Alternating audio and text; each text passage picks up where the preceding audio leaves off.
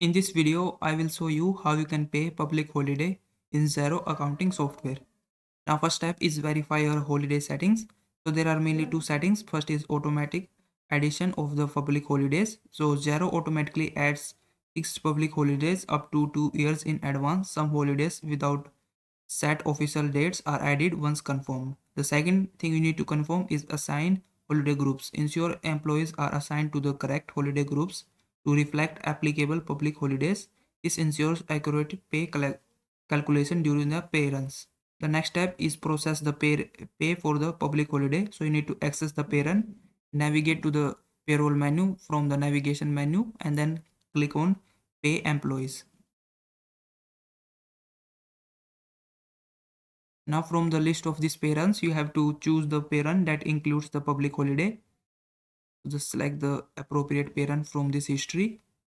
Then you need to review the employee pay details. Click on the employee name to open their pay details.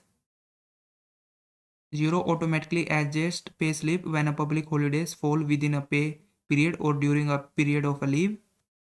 You can also adjust pay items if necessary. If employees work on a public holiday, you may need to add a pay item to account for additional pay rates or time off in lieu. And to do this, you need to add a new earning line to the employee's pay slip specifying the hours worked and the applicable pay rate.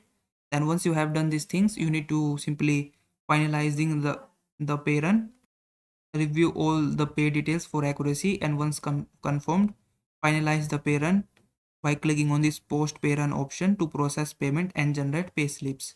So I hope this video was helpful. Please like this video and subscribe to my channel.